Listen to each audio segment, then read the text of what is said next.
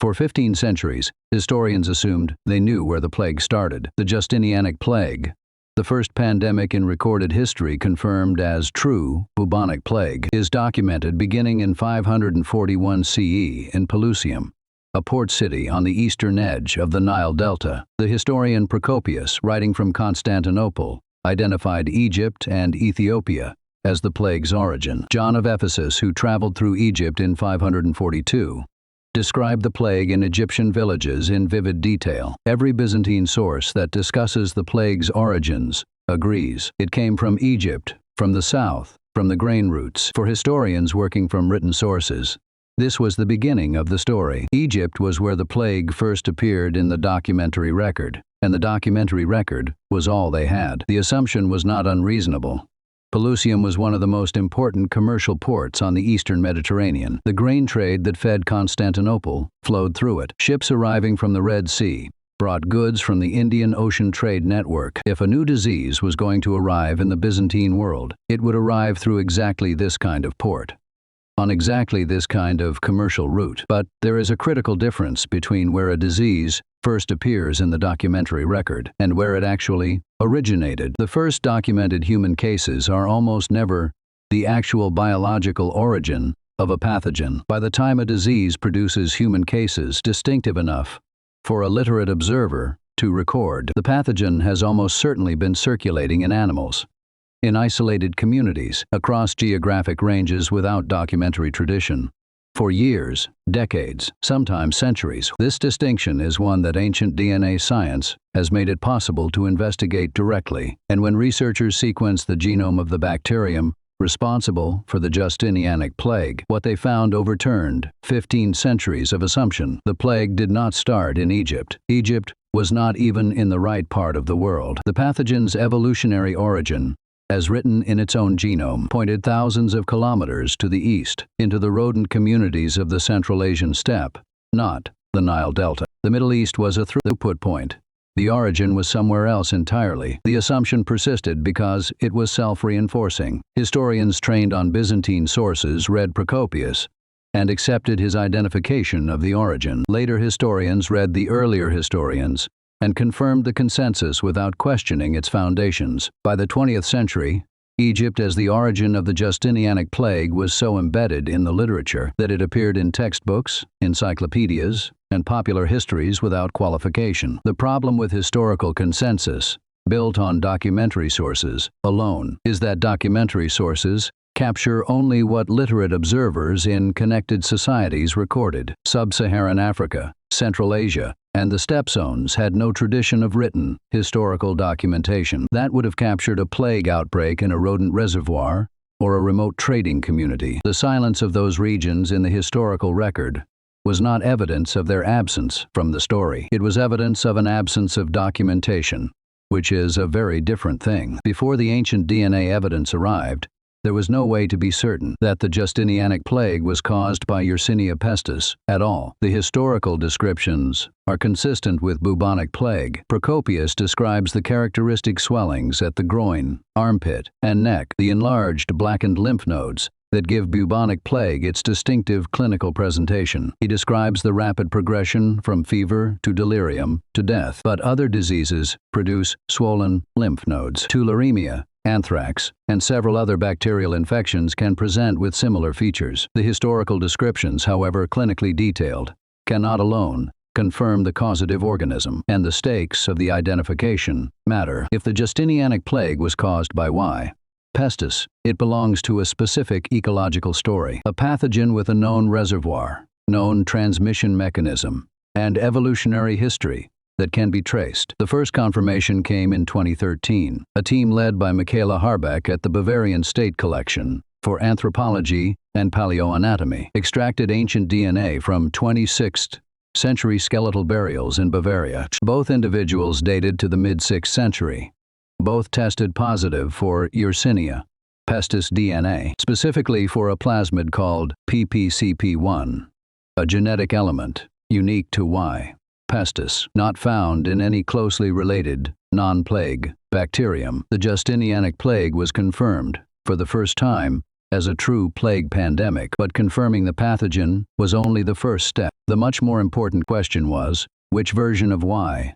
pestis was it? Yersinia pestis is not a single organism with a uniform genetic identity. Like all bacteria, it evolves over time through the accumulation of mutations. The Bavaria finds were not the only early confirmation sites. Subsequent screening of 6th century burial assemblages across Europe began to find Y. pestis consistently. Sites in France, the United Kingdom, Spain, and Germany all tested positive within the same century window. The geographic breadth of the finds eliminated any interpretation of the Justinianic plague as a localized outbreak. A pathogen present in Bavaria, Britain, France, and Spain simultaneously was operating at the scale of a true pandemic, consistent with what the written sources had always claimed. Each new confirmed site also gave researchers additional genome data, adding to the phylogenetic picture and refining the dating of the evolutionary events. The field of ancient pathogen genomics was, in a sense, being built by the Justinianic plague data. The methodological standards, the authentication criteria, the phylogenetic frameworks were all being developed and tested on this dataset, and different populations in different geographic locations develop distinct genetic signatures. Researchers classify Y. pestis strains into branches, evolutionary lineages that diverged from a common ancestor. The structure of the Y. pestis phylogenetic tree is crucial to understanding the origin question. At the base of the tree sit the most ancestral lineages, strains that diverged earliest from the common ancestor. As you move out along the branches, you find successively more recent divergences, eventually reaching the branches responsible for the Black Death and modern plague. The basal lineages, the branches closest to the root of the tree, are found almost exclusively in the rodent populations of Central Asia and East Asia. This geographic concentration of ancestral diversity is not coincidental. It is one of the primary lines of evidence phylogeographers use to infer where a pathogen originated. When the most ancestral strains of a bacterium are all found in one region, that region is almost certainly where the bacterium originated. In 2019, a team including Max Planck researchers published a paper in Science Advances that transformed understanding of the Justinianic plague. They had sequenced 8 complete or near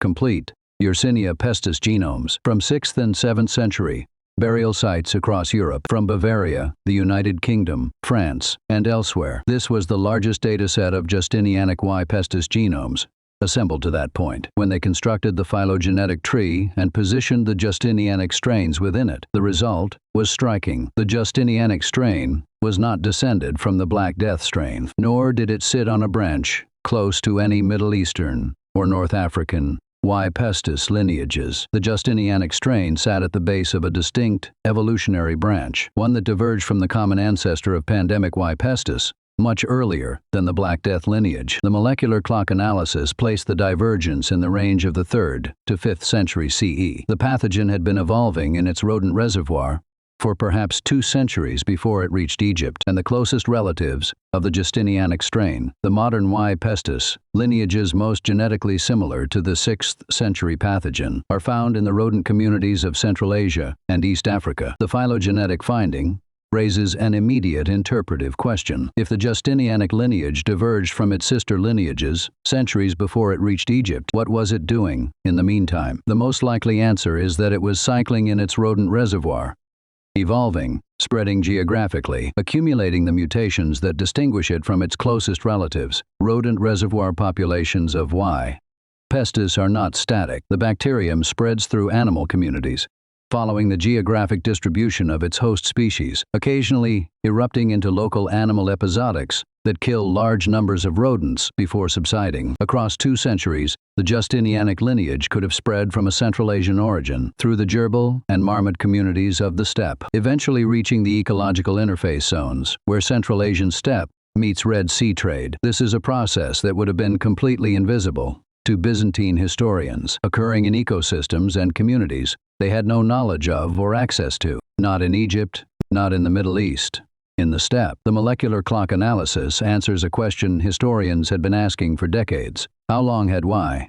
pestis been around before the Justinianic plague reached Egypt? If the divergence date is correct, The strain was already evolving independently for 2 to 3 centuries before Procopius watched it devastate Constantinople. In 542, a strain that had been evolving for 2 centuries before it reached Egypt had been somewhere for those 2 centuries. That somewhere must be sought in the regions of highest Y. Pestis diversity. Central Asia. The molecular clock also confirms that the Justinianic plague and the Black Death were not closely related. Their common ancestor lived around the 2nd or 3rd century CE, roughly the same period as the Antonine Plague that devastated the Roman Empire. 2 great plague pandemics, diverging from a common ancestor, long before either produced human cases. Parallel evolutionary developments from the same ancestral gene pool. To understand why the Central Asian steppe is the origin of plague, not just the Justinianic plague, but all known why. Pestis lineages. You need to understand the ecology of the pathogen. Yersinia pestis is, at its core, a rodent pathogen. It maintains persistent populations in the burrowing rodents of open grassland ecosystems, great gerbils, Siberian marmots, voles, across a range spanning from Mongolia through Kazakhstan, westward to the Caspian Sea, and from the Tibetan Plateau, northward into Siberia. Within these rodent communities, Y. pestis cycles continuously through populations, killing some host animals, while others survive with partial immunity. The ecology is maintained by fleas. The oriental rat flea and related species feed on rodent hosts and become infected. The bacterium forms a blockage in the flea's digestive tract, causing it to regurgitate bacteria into subsequent hosts during feeding attempts. This transmission cycle, rodent to flea to rodent, keeps Y. pestis circulating without requiring any human involvement at all. Humans enter this cycle accidentally. When rodent populations crash due to climate stress or food shortage, the ecological model for Y. pestis emergence has been quantitatively studied using modern surveillance data from Central Asian plague endemic regions. Researchers have found that human plague cases reliably spike 2 to 3 years after years of high rodent abundance. When the expanding rodent population contracts, concentrating fleas and driving them into human contact, applying this model to the 6th century, if the great gerbil populations of Central Asia experienced a major expansion phase in the late 5th or early 6th century, the subsequent contraction and spillover into human trade networks would have occurred precisely in the 530s and 540s. Matching the timing of the Justinianic plague's emergence, climate data supports this scenario. The late 5th and early 6th centuries saw relatively stable, even warm conditions in Central Asia before the 536 volcanic winter struck. Stable, productive conditions support large rodent populations, and large rodent populations set the stage for the spillover event that followed. Their fleas, deprived of normal hosts, seek alternative food sources. A single infected flea bite is sufficient to initiate bubonic plague in a human, which progresses through the lymphatic system in a matter of days. The geographic distribution of Y. pestis in its rodent reservoir has never included Egypt or the Middle East as a primary source. The ecological prerequisites, the specific rodent species, the specific flea species, are present in Central Asia and East Africa, not the Nile Valley. Egypt was the first place the Justinianic plague appeared in the historical record because Egypt was a major node in the Byzantine trade network, connecting it to those regions, but the pathogen did not originate there. It transited through there. The East Africa hypothesis deserves direct attention, a subset of modern Y. pestis strains found in East Africa, particularly in rodent populations in Madagascar, the Democratic Republic of Congo, and the Ethiopian highlands, occupy basal positions on the phylogenetic tree that cluster with the Justinianic lineage. The East Africa scenario would explain the Egyptian entry point more naturally. The Red Sea trade route connected East African ports directly to Pelusium, providing a shorter and better documented commercial pathway than the overland Silk Road. However, the East Africa scenario faces its own problems. The deepest Y. pestis diversity, the most ancestral known lineages, is found in Central Asia, not East Africa. The alternative interpretation, East African Y. pestis, represents a secondary dispersal from Central Asia. The pathogen reached East Africa from its Central Asian heartland at some point, and the Justinianic strain was closely related to East African strains because they shared a recent common Central Asian ancestor. not because Africa was the origin. The current genomic data cannot definitively choose between these scenarios. What it rules out is the Middle Eastern or Egyptian origin that historical documentation suggested. If the Justinianic plague originated in Central Asian or East African rodent reservoirs, how did it reach Pelusium in 541? The answer runs through the trade networks of the late antique world. The commercial geography of the 6th century Mediterranean is worth mapping in detail. The grain trade that fed Constantinople was not a single route, but a network. Egyptian grain traveled from the Nile Valley to Alexandria, then by sea to Constantinople. Persian Gulf trade brought silk, spices, and luxury goods from India and China through the Sasanian Empire. Ethiopian and Arabian trade arrived via the Red Sea and the port of Clysma near modern Suez. Animal products, hides, furs, dried meat, arrived from Central Asian trade partners through multiple overland routes. Each of these trade flows was a potential vector for pathogen introduction. The Byzantine world was more ecologically connected to Central Asia and East Africa than any map of political boundaries would suggest, and pathogens do not respect political boundaries. They follow the movement of goods, animals, and people. The Justinianic plague's route from its ecological origin to its first historical documentation in Egypt was a transit through one of the most thoroughly connected commercial networks of the ancient world. In the 6th century, the Byzantine Empire maintained extensive commercial connections with East Africa, Arabia, and India through the Red Sea ports. Adulis, on the coast of what is now Eritrea, was a major terminus of the Indian Ocean trade network. Alexandria was the Mediterranean hub.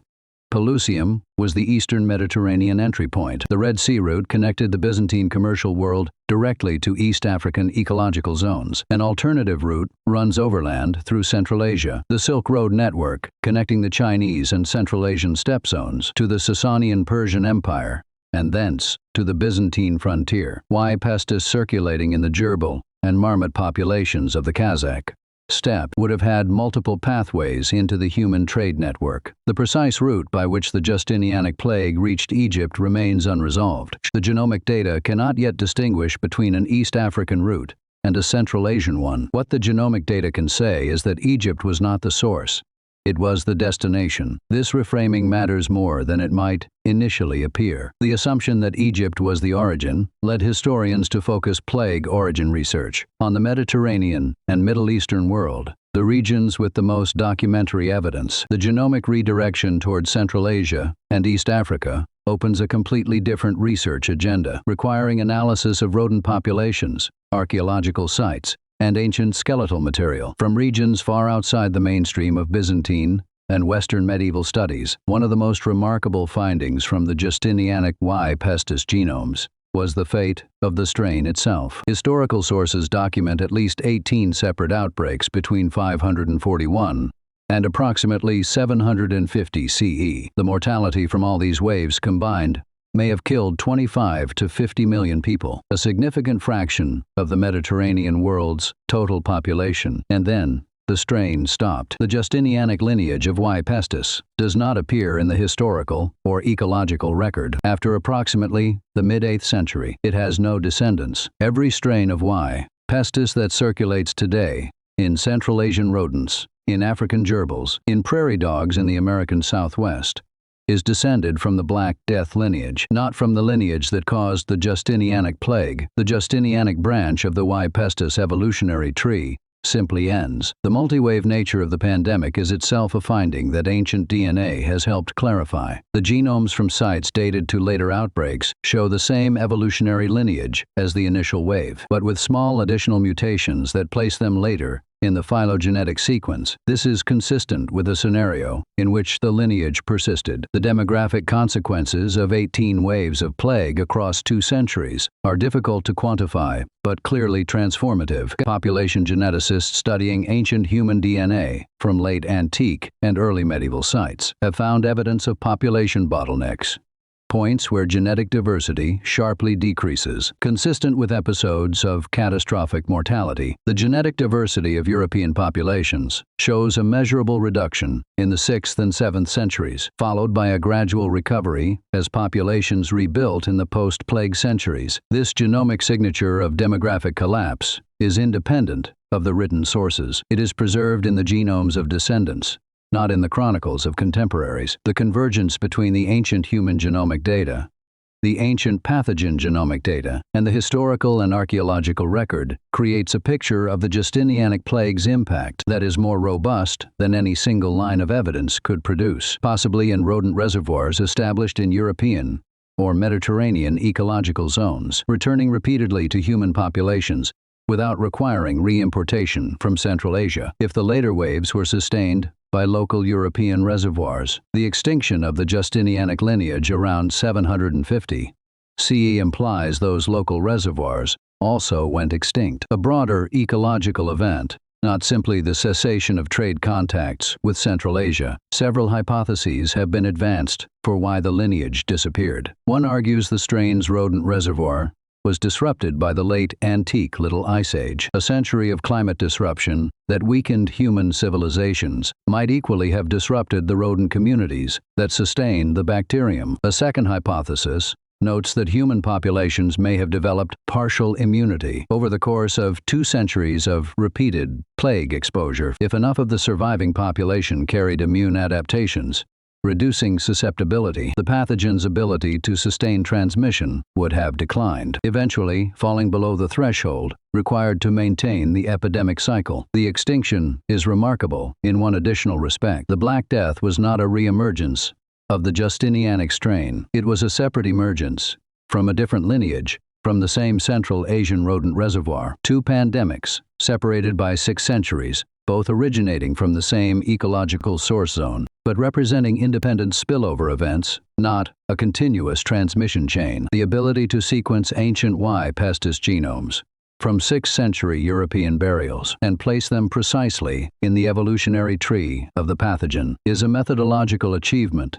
that was simply impossible 2 decades ago. The technical requirements are demanding. Yersinia pestis DNA is present in ancient teeth at low concentrations, typically representing a tiny fraction of the total DNA in any given sample. Extracting, enriching, and sequencing Y. pestis DNA from this mixture requires targeted capture methods using synthetic probes designed to bind specifically to plague sequences. The authentication of ancient pathogen sequences is equally rigorous. Researchers must demonstrate that the sequences carry the chemical damage patterns characteristic of ancient DNA, patterns produced by how DNA degrades over centuries, that are not present in modern contamination. Once authenticated, the sequences are assembled into composite genomes and compared against the existing database of Y. pestis diversity. The phylogenetic analysis places the ancient genome in its correct position on the evolutionary tree. The result, when applied to the Justinianic plague,